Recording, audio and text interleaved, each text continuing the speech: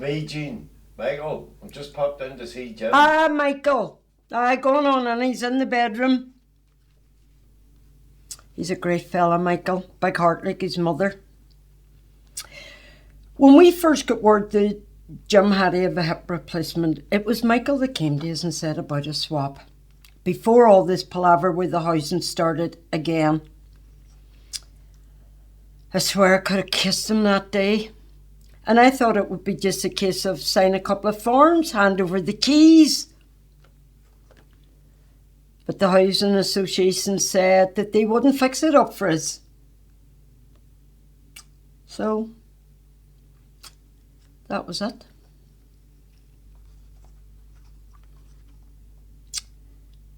I often get a wee twinge of envy, when Michael goes back to his 3-bedroom house.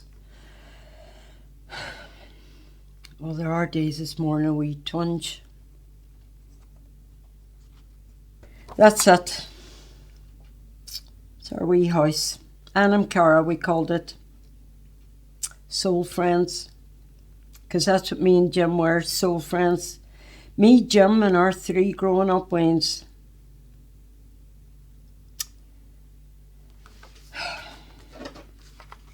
God, look at the young we looked. We had no idea what was coming for us.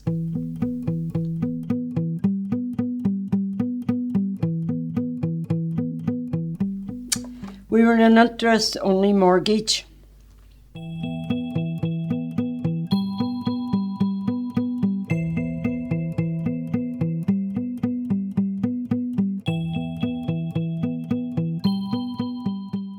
And all we needed was a wee bit of help. Not a lot of help. And we honestly thought it would come. I mean, we weren't looking for billions. But no bailout for the likes of us. So we handed the keys back in 2008. And then we got this wee pokey 1-bedroom flat. Don't get me wrong, it's a roof over our heads. But it's not a home. I hate it. And I nearly feel bad for saying that, and I shouldn't say that.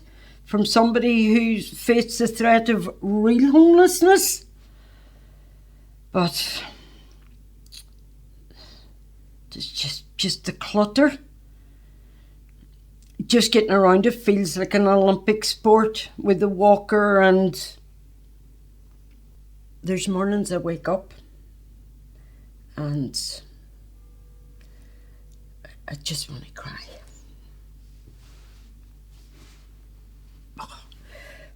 Pax bloody broke lying on that sofa since Jim got out of the hospital. But he needs a bed to recover, We were going to put 2 single beds in that room, but the OT says no. Why? Sometimes you feel like your life's not your own.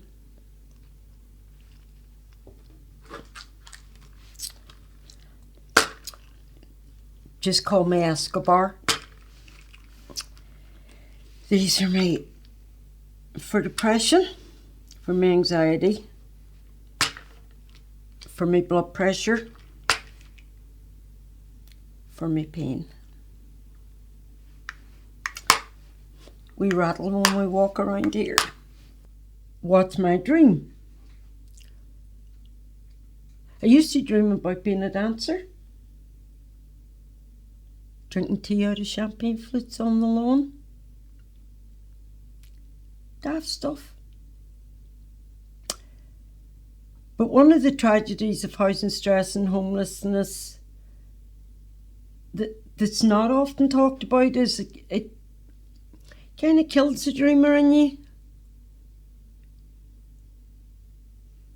Maybe distorts is a better word. Once you realise how fragile life really is, then it all depends really on shelter, food, warmth, love. Then your dreams become simple. What's my dream now? what do I need now? Affordable housing. Somewhere safe where Jim can recover in peace.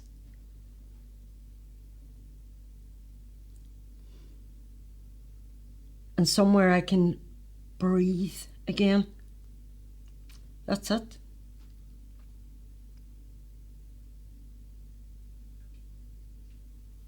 That's me away, Jean. Right, Michael?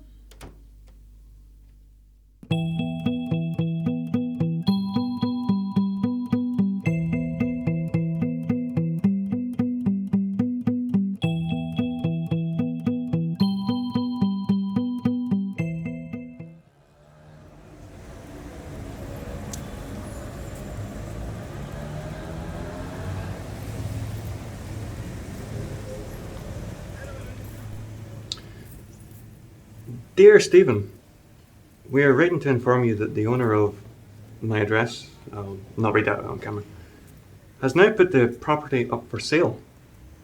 We appreciate that this sort of news can be concerning. Blah, blah, blah. We are writing to inform you that viewings of the property have been arranged for the 14th of March. You do not have to be present for these, as our agent will have a key to gain access. It is our understanding that the new owner intends to continue letting the properties here, and that all existing tenants will be invited to sign new contracts. We hope you find this reassuring. Reassuring, no bother. I'll tell you exactly what will happen. They'll come in here, they'll kick us out, they'll put a fresh lick of paint over all that mould, and they'll call it newly refurbished. And then they'll charge new tenants through the nose for it. Or maybe they'll let us stay. Yeah. Do nothing to them. Sweet FA. Stick the rent up anyway. I mean, I'm already paying £100 a week for this studio apartment. Studio apartment. Bed sit with notions, more like. Right enough, I don't think many of the bed sits in this building have many notions. But it's what I can afford just now. I mean, I do drive a taxi at work, like. But to be honest, the way things are, I'd nearly be better off on a dole.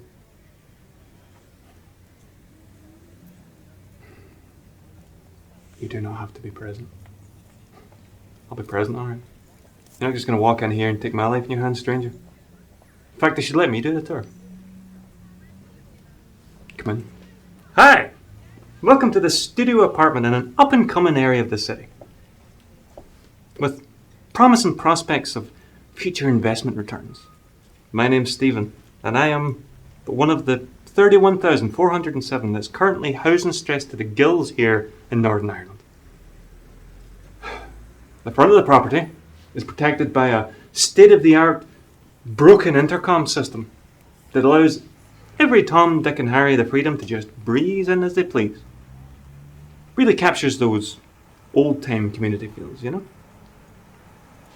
Straight through the front door, we've got the bijou living room / bedroom / kitchen / dining room, where you can actually reach up and put on a kettle and get yourself a cup of tea from the comfort of your bed. Now that's one of this property's special features.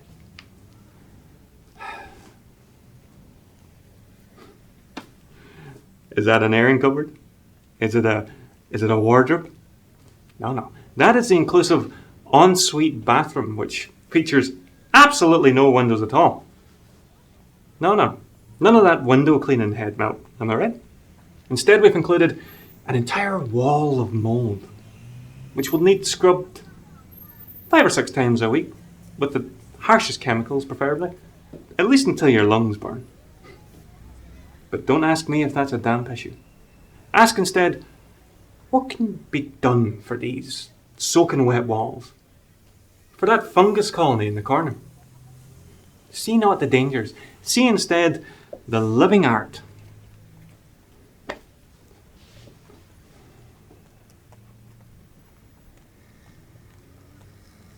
I swear I'm out of here. See, as soon as I get on my feet, I'll be gone. Maybe Germany or...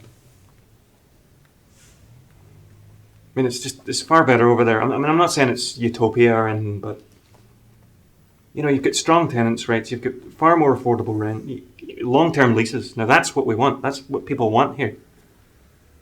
That's it.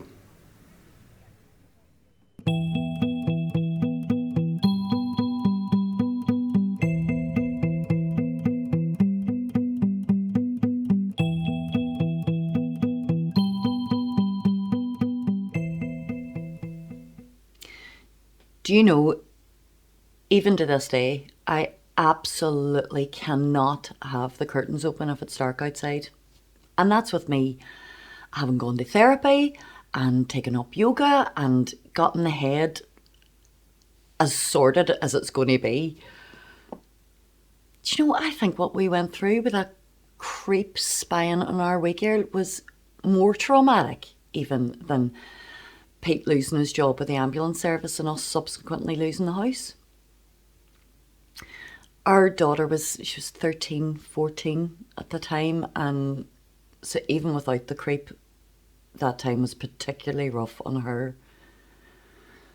That house, the one the council first put us in after we became homeless, it was a grand house for us. But at night, that street became a different animal. We were there for 2 years, and during that time, we made 39 phone calls to the police, mainly about the creep. 39. Our wee girl's 23 now, and she's nowhere near ready to move out on her own. For loads of reasons. High rents, aye, but mainly because that experience traumatised her. Like, she used to get so anxious back then that she'd be vomiting. After the 39th phone call, I just packed us a bag and we went to my mum's. And there we stayed for the next 2 years. It was an awful, awful time for us all. And I know we're blessed now, like, we know that. But you know, we shouldn't live in a society where to be properly housed is a blessing. I mean, proper housing is a human right. It just makes sense to me that if there was more availability of good housing, then the NHS would save millions every year. At the end of the day, I had a mommy who had the space to take us in and let us stay until we found somewhere where we felt safe. And if there's one thing I've learned through this whole thing is that that's pretty rare. We've been here now in this house for 6 years, and I wake up every morning thankful. I mean, I love it. We have the best neighbours. Oh, they've really changed my life for the better. If it hadn't been for Ina and Kelly down the street, I would never have dreamt of going back to studying. And sure, now Pete calls me the Central Library because I'm never stopping reading. And this time next year, I will be a fully qualified counsellor. So it can get better. It really can. I think that's what I'd really want anyone who's facing housing stress at the minute to know. Because I know that darkness can overtake your thinking so quickly. And it's not surprising. But it can work out. All is not lost. But it does seem sometimes that so much of the time, it's left the luck of the draw. I mean, we live in one of the wealthiest countries on this planet. It should never have anything to do with luck. But what do I know? I don't know.